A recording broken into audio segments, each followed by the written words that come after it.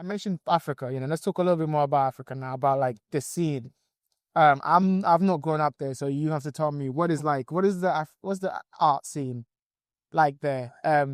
What does art, what does African art mean to you? Would you wish it represented? And what do you want to contribute to it? Okay, so art in Africa is very beautiful. It's different. Mm, Um, it has a lot of identity being presented mm, with the art. It's not like it always has meaning. It's not something you see and then you only appreciate the beauty and like, oh, this is fine. You would think about it. You look at it and you're like, why did they paint this?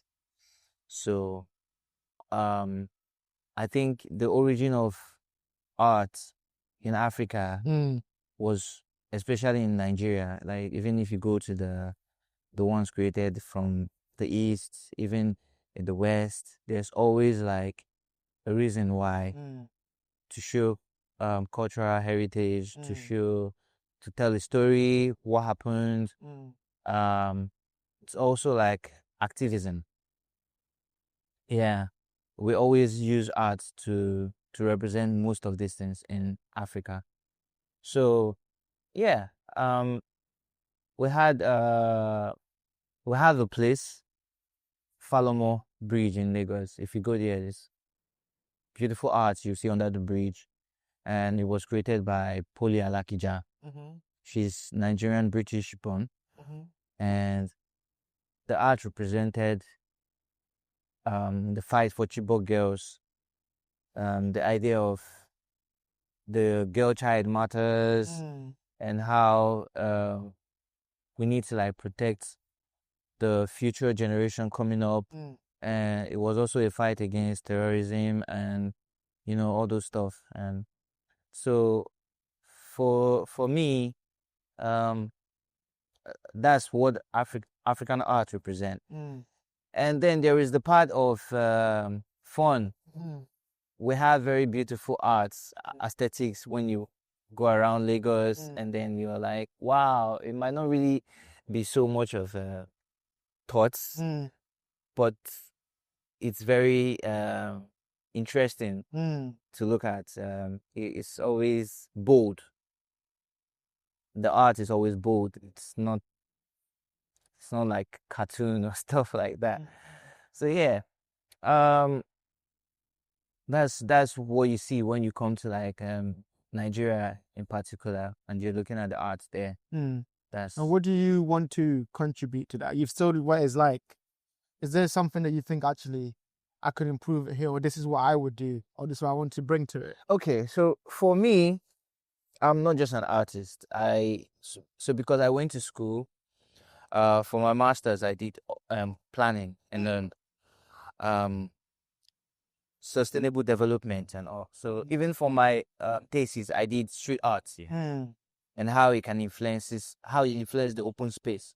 So because of that, the reason why I did, if you ever did like a thesis for your masters or mm, project, your PSC, you would always know that most people do it because of like a real life vision they have.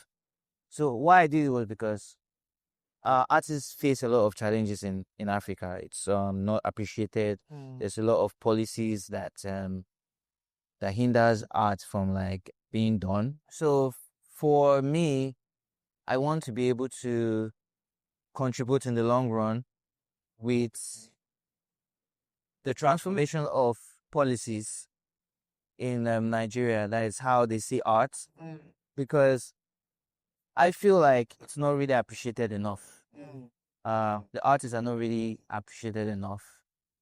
I feel like they have a lot to contribute.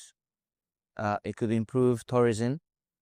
It could improve the way people live. mm, It could change the concept of some areas. There are areas in Lagos, or not just Lagos, everywhere around Nigeria, that mm, um are like abandoned neighborhoods. mm, And what art does is it revitalizes the place, brings life to it. And when you transform those areas, you see it feels safer for people to like be in and not run away from those areas just because they, they, you see those kind of plays with art and you just natural. It's like someone is there. I don't know how to I explain that. completely agree. I completely see what you mean. Yeah, and yeah, it could go a long way, but for now, the government they don't work closely with artists to create stuff like that. So Yeah, it's so difficult. It's interesting too because you mentioned that because I see that too. I feel like art, really good art, can build a culture. It can like like you said, revitalize the culture because it gives people like inspiration and imagination. It shows them how these people are like imaginative and especially African art because it's saying something. It's a message behind it. So like if we could give people an ability to just like, okay, this is the space you can create. I feel like especially Africa, because most art comes from like pain or like raw experiences, we have so much to give. You have so much to show people, like if you just see how imaginative we are with everything else. yeah, and they don't let people be. They don't give people the confidence to express themselves. You paint somewhere while you're painting, they call it vandalism.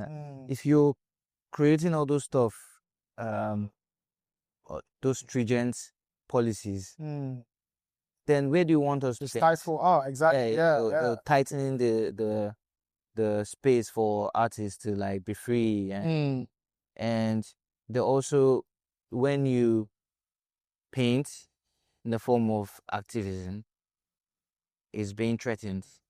Like, why did you do this? What do you mean, why did you do this? We're doing those things in the way we can to like contribute with to the society. We're not just people who paint just for it's another annoying thing when people say do you paint for fun?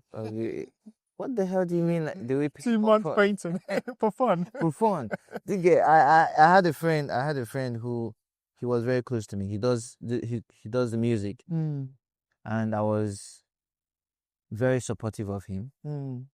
And then he never posts, or maybe it's not like I'm entitled to anybody helping me, but I feel like, we're both in the space, and I'm doing this because we're all brothers in the creative sector. Yeah.